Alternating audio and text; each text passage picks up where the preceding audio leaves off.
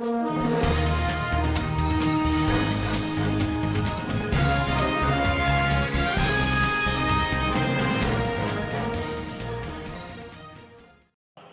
लक्ष्मणाची जोडी या सांगली जिल्ह्याचा बाहुबली आणि सांगली जिल्ह्यात आटपाडी तालुक्यातला 29चा आपला आमदार आदरणीय ब्रह्मासेठ पडळकर बोलतात। एकदा हात वरती जोरदार टाळी ब्रह्मासेठ पडळकर यांच्यासाठी।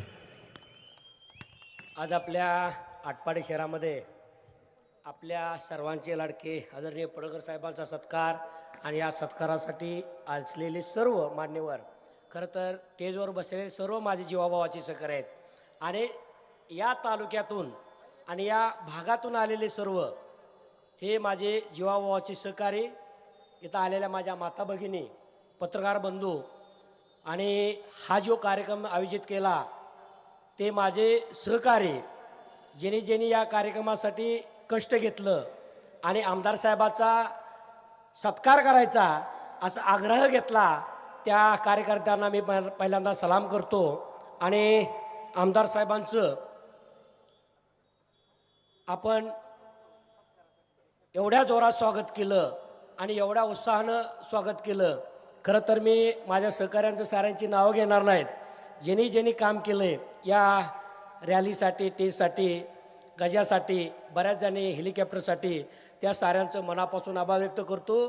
तुमच्यामुळं हा सोहळा आम्हाला बघायला मिळाला। खरं तर जतवाल्यांचं इथं मी मनापासून आभार करतो। इथं सारे माझे बंधू बसलेले आहेत, त्यांचं हृदयापासून आभार व्यक्त करतो। मी पुन्हा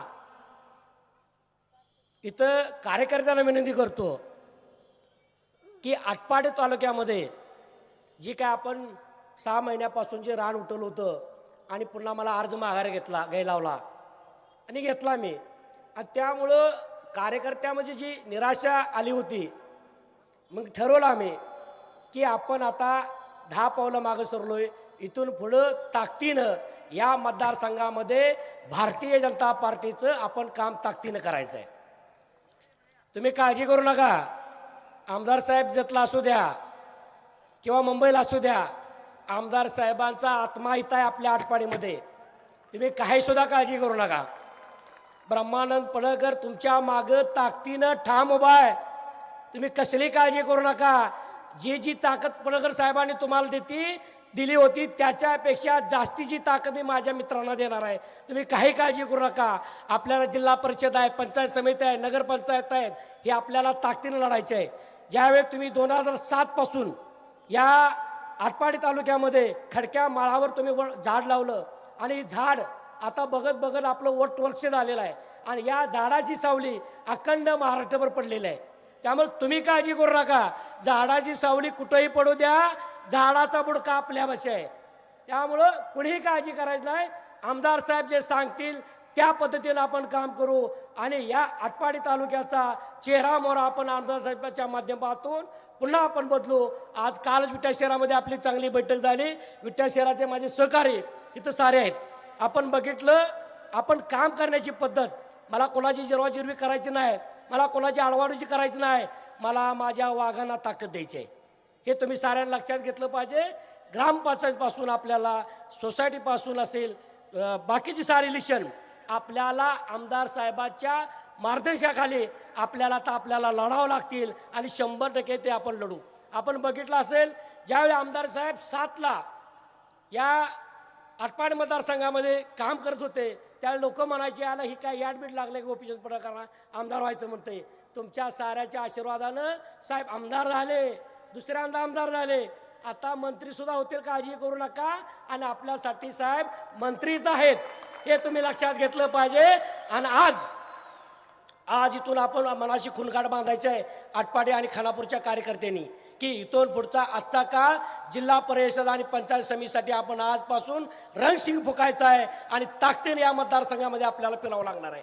कारण आज आमदार साहेबांना आपला वेळ नसेल, ब्रह्मानंद पडळकर आणि गोपीचंद पडळकर तुम्ही स्वतः आहात आणि याच प्रकारे तुम्हाला काम करावं लागेल।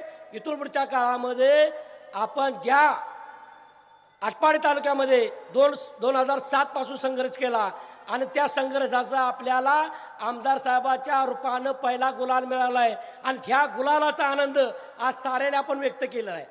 माझ्या रूपानं गुलाल मिळाला, पुन्हा माझी आई उभा राहिली त्याच्या रूपानं मिळाला आणि पडळकर साहेबांना 18 वर्षानं गुलाल मिळाला आहे.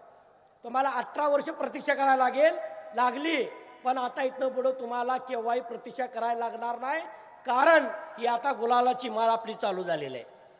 आपण बघितलं कार्यकर्त्यांनी 51 शिपी, अरे कुठल्याच आमदाराचा सत्कार झाला नसेल एवढा मोठा सत्कार आटपाडीकरांनी घेतला. त्यामुळं आटपाडीकरांचं मी मनापासून हृदयातून आभार व्यक्त करतो आणि जतकरांचा आभार व्यक्त करतो. तुम्ही आम्हाला सत्कार करायचा चान्स दिला, त्यामुळे जतकरांचं मनापासून आणि हृदयातून मी आभारी आहे. आणि जी सर्व कार्यकर्ते तुम्ही ताकदीने आला त्याबद्दल तुमचं साऱ्यांचं मनापासून आभार व्यक्त करतो आणि मी इथं थांबतो. जय मल्हार, जय ज्योती, जय भीम. धन्यवाद सन्मान्य ब्रह्मासेठ पडळकर.